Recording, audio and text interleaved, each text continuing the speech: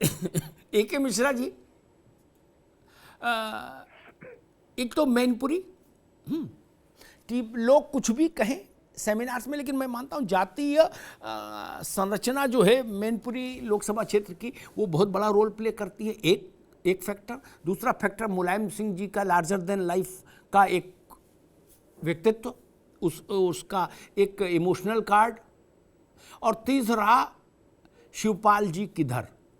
इस सवाल के उत्तर पर बहुत कुछ निर्भर होगा क्या?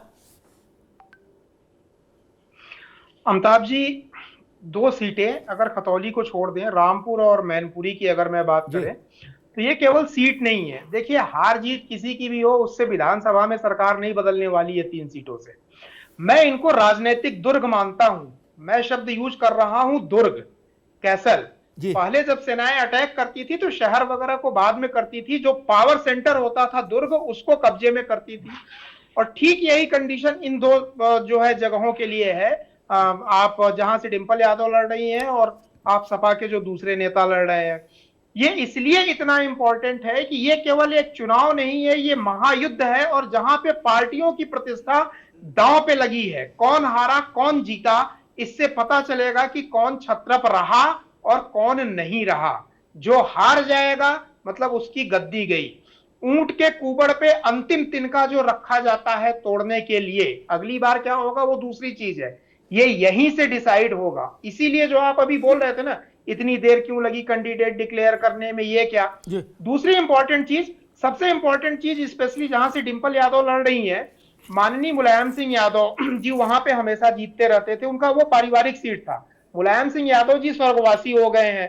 अब एक कॉन्सेप्ट आता है कि भाई आदमी की मृत्यु के साथ ही उसका जस अपजस मान हानि सब कुछ खत्म हो जाता है। अब देखना यह है समाजवादी पार्टी या उनके कैंडिडेट क्या उस चीज को बचा पाते हैं। अगर नहीं बचा पाते हैं तो ये बहुत बड़ी ठीक। क्षति होगी और जी एक बहुत निगेटिव मैसेज जाएगा। जी ये इसको मैं द्वंद्व युद्ध समझता हूं, मल्ल युद्ध। जी।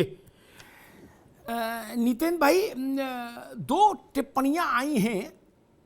एक टिप्पणी आई है रघुराज शाक्य की ओर से कि हर समय उपलब्ध जो आदमी है जिसका कुर्ता पकड़ के चाहिए आप ले जाओ साथ, क्या वो बनाम ऐसा चुनाव जिनके घर के देहरी पर के दरवाजे पर 2-2 ढाई 3-3 घंटा खड़े रहो, दरवाजा ना खुले। एक टिप्पणी आई रघुराज की। और रघुराज की टिप्पणी इसलिए महत्वपूर्ण, रघुराज एस एन सिंह नहीं है कि भाई हमसे मुलायम सिंह का लेना देना नहीं रहा, हम तो भाजपा के हैं, संघ से आए ना। वो मुलायम सिंह परिवार के ही शिष्य हैं, वहीं से लोकसभा पहुंचे 2 बार, आप सब जानते हो। दूसरी बात आई ओम प्रकाश राजभर की। राजभर ने कहा कि अगर दूसरी जात का आदमी लड़ रहा होता या कोई दूसरा परिवार का लड़ रहा होता तो अखिलेश जी आराम करते। अब डिंपल जी लड़ रही हैं तो प्रचार करेंगे। बोले ऐसे कैसे चलेगा मामला? नितिन जी, आपको लगता है ये 2 इशू हैं जमीन पर? देखिए अमिताभ जी, ये बात जो रघुराज जी ने कही, ये उनको वही कहना चाहिए। उनके पास और कोई तरीका नहीं है राजनीति के मैदान में जाने के लिए। जी ये बात उन्होंने क्या कभी कही जब आदरणीय नेताजी चुनाव लड़ते थे, या आदरणीय शिवपाल सिंह यादव जब चुनाव लड़ते हैं, जब भी, या नरेंद्र मोदी जी जिस सीट से चुनाव लड़ते हैं, तो नरेंद्र मोदी जी से बनारस के लोग कितने, क्या दिन भर लाइन लगा करके बनारस के लोग मिलते हैं क्या? या अमित शाह से गांधीनगर के लोग बना। जब एक बड़ा नेता होता है, उसके पास देश का पूरे प्रदेश का काम होता है, तो वो अपना जी मैनेजमेंट करता है उस क्षेत्र में, लेकिन उतना ज्यादा विकास करता है, इतना ज्यादा काम करता है उस क्षेत्र में कि आम जनता की जो बेसिक जरूरत है, वो बेसिक डिमांड है, उस पर कभी प्रश्न चिन्ह नहीं लगता है। और यही कारण है, कल हम लोग नामांकन के दिन वहां मैनपुरी मौजूद थे, तो जिस तरीके से लोगों की बात थी, एक गांव चर्चा हो रही थी, रिकॉर्ड बताए जा रहे थे कि नेताजी ने वो सड़क बनवाई जो इतने साल तक पीडब्ल्यूडी से नहीं बनी। वो सड़क तो भैया यूपी ब्रिज कॉर्पोरेशन से बनाई गई, इतनी मजबूत बनी कि आज के दिन तक उस पर एक गड्ढा नहीं हो पाया। नेताजी ने ये काम किया। नेता जो आता था, नेता इसके था, बताओ क्या चाहिए। नेता जब जैसे सवाल होता था, अच्छा हमको ये गांव जीत के चाहिए, ये सड़क हमने दे दी, ये काम कर दिया। ये आदरणीय अखिलेश यादव जी और डिंपल यादव जी का चुनाव है। ठीक। आदरणीय अखिलेश यादव जी नितिन भाई, उत्तर प्रदेश के जी, मुख्यमंत्री ने नितिन भाई, नेता विरोधी दल जी, है। नितिन जी, भाई, एक बात कह के मैं यशवंत सिंह के पास आऊंगा कि मैं आजमगढ़ की बात तो नहीं करता है ना, लेकिन रामपुर मैनपुरी से एक आध इंच आगे रहा, पीछे कभी नहीं रहा। ठीक जैसा बनवाया आजम ने वहां रामपुर में, ठीक ना, काया ही पलट गई क्या? और आजम के दरबार में भी जो आया सो लेके गया। जिले इलाही के इजलास में जो हाजिर हो गया वो कुछ ना कुछ पा गया। ऐसा नहीं था क्या? था ना। और आजम थे, जेल में थे, लेकिन थे तो। और लोकसभा का चुनाव हुआ और हार गए पार्टी। ये भी है, ये भी सच है। क्या उन्होंने नहीं दिया था लोगों को? 42 साल। और आजम भी मुख्यमंत्री ही थे पश्चिम में, ये भी जान लीजिए। वो पश्चिम में मुलायम सिंह जितनी ही पावर एंजॉय करते थे आजम खान, ये जान लीजिए। निश्चित रूप से, मतलब मंत्री वाली पावर की बात नहीं कर रहा हूं, मुख्यमंत्री की पावर। जी, एक बार वो नाराज हो गए थे, कप्तान से कहा तुम 3 घंटे धूप में खड़े रहो, 3 घंटे धूप में खड़ा रहा। छोटा रौला था, अड़क सड़क तो छोड़ो, वो जिसको चाहे होटल दे दे, यूनिवर्सिटी दे दे, जो बताओ सो हेलीकॉप्टर दे दे। जन्मदिन मनवाए थे नेताजी का, देखे थे ना आप नितिन भाई? विक्टोरिया वाली बग्घी आई थी, लंदन से आई थी ना,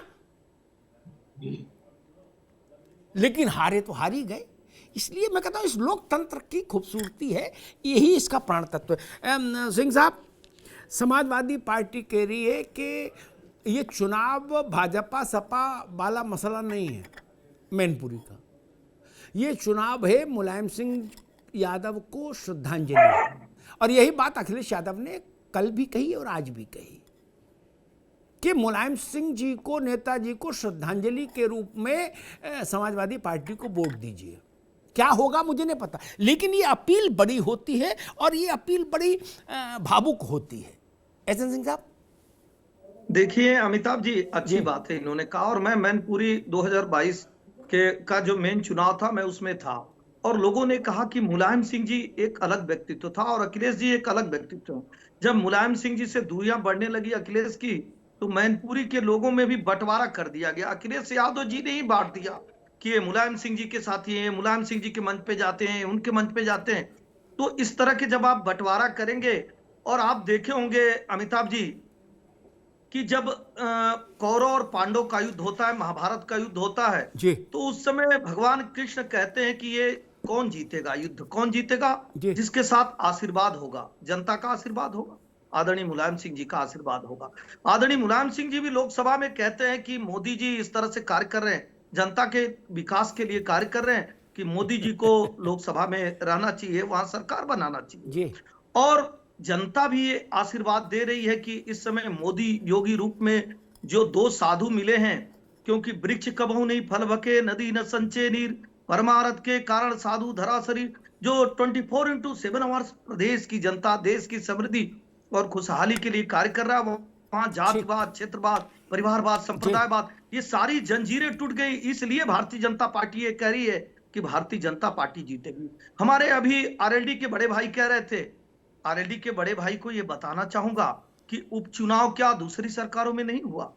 आपने बहुत अच्छी बात कही कि जनता चुनाव लड़ती, अगर सरकार चुनाव लड़ती तो 2017 से पहले आपकी सरकार थी, डीजीपी आपके थे, सारे जिला अध्यक्ष थे, और 2012 में बहन मायावती जी की सरकार थी। मतलब ये वहम नहीं किसी को होना चाहिए कि सरकार, भारतीय जनता पार्टी को वहम नहीं। आप देखिए, भारतीय जनता पार्टी कार्यकर्ता बेस पार्टी अपनी योजनाओं को अमिताभ जी लेकर जाती है। मैं कह रहा हूं आप भी अपनी योजनाओं को लेकर जाते हैं, और 2022 में आपने तो मैनपुरी और भोगावा में अपनी बात को लेकर गए। आदरणीय मुलायम सिंह साहब थे, 26,000 वोटों से सिर्फ जो है वो आगे थे वहां पे, और लगभग एक जगह 6,000 वोटों से वो आगे थे। मैं कह रहा हूं कि अगर आदरणीय शिवपाल जी के क्षेत्र में वो 60-70,000 वोट नहीं पाते, जो 96,000 वोट पाए हैं, तो मुझे लगता है कि चुनाव लूज कर जाते। तो ऐसी चीजें हैं वहां पे कि भारतीय जनता पार्टी एक मजबूत। ठीक है एसएन सिंह साहब, मैं रोहित अग्रवाल बताऊंगा एक बात जो जिसकी ओर इशारा एसएन सिंह कर रहे थे, उसको मैं और क्लियर कर दूं। मुलायम सिंह जी 92,000 92,000 समथिंग से जीते थे लोकसभा का चुनाव 19 में। और उसमें 62,000 की लीड उनको अकेले जसवंत नगर से मिली थी, अगर शिवपाल यादव की कॉन्स्टिट्यूंसी से 62,000।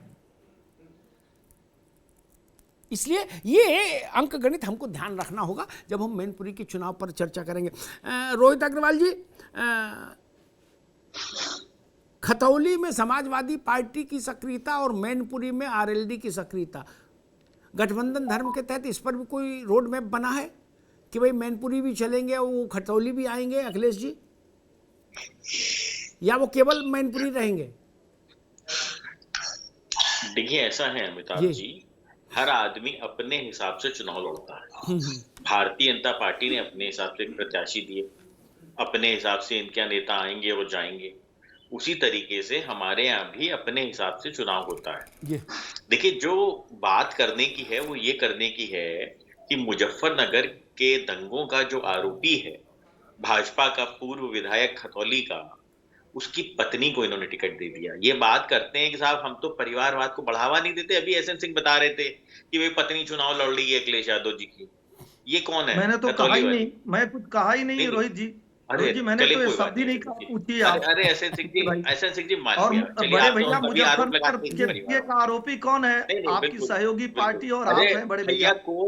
भैया कोर्ट ने कहा है विक्रम सैनी है। मैं नहीं कह रहा हूँ, कोर्ट ने ही बताया था कि मुजफ्फरनगर के दंगे का आरोपी कौन है। समाजवादी पार्टी के नाते वो दंगा हुआ, वो दंगा क्यों हुआ? वो भाई जाते हैं और ये बताते हैं कि हमारी बहन का असमत लूटा जा रहा है, बार बार हमारी बहनों के साथ अत्याचार हो रहा था। अगर आपकी सरकार वो कार्रवाई करती तो मुजफ्फरनगर के दंगे नहीं होते। और मैं कह रहा हूँ, डीएम और एसपी जो कानून के रखवाले, वो कह रहे हैं कि आदरणीय आजम खान साहब कह रहे हैं कि एक धर्म को बंद कर दो और दूसरे धर्म वालों को छोड़ दो। ये दंगे का कारण ही रोहित भाई वही था। तो मुजफ्फरनगर के दंगे पे ना जाए। आज हमारे अमिताभ जिस चीज पे डिस्कशन कर रहे हैं उस कर लीजिए। और मैं तो कह रहा हूँ, समाजवादी पार्टी चुनाव कहां से लड़ रही है? आप बताइए। एक जगह आपको सौंप दी, दूसरे जगह प्रत्याशी नहीं उतारी, तीसरे जगह परिवार और सिर्फ परिवार को उतारी रोहित भाई। क्योंकि फंस गए ना यहाँ पे। यहाँ तो अपराधी की पत्नी रोहित भाई, फंस तो आप गए हैं, लेकिन आपको देर से पता चलेगा रोहित भाई। हम क्यों आपको याद दिलाने जाएं? मुख्यमंत्री तो आदरणीय अजीत सिंह साहब बन रहे थे उस समय, मुलायम सिंह जी नहीं बन रहे थे। अमिताभ जी तो तब भी कवर करते थे और जान रहे थे। बीपी सिंह साहब ने तो कहा था कि अजीत सिंह साहब को ले जाके मुख्यमंत्री बना दीजिए, लेकिन यह सारा समीकरण लखनऊ में बदल गया। तो आप लोगों को देर से पता चलता है। तो मुझे लगता है कि अगर किसी को देर से पता चलता है तो उसकी स्मृति और विस्मृति है। भारतीय जनता पार्टी को उसको नहीं लेना। भारतीय जनता पार्टी तो इसलिए चुनाव जीतेगी कि आज एम्स बन रहा है। भारतीय जनता पार्टी इसलिए चुनाव जीतेगी कि आज दंगा मुक्त प्रदेश है। भारतीय जनता पार्टी इसलिए चुनाव जीतेगी कि आज 3 तलाक जैसा कानून आ गया, भगवान राम का मंदिर बन रहा है, किसानों को सर्वाधिक भाई रुकना होगा, भाई रुकना होगा, बाकी मेहमानों को भी बहस में ले आओ।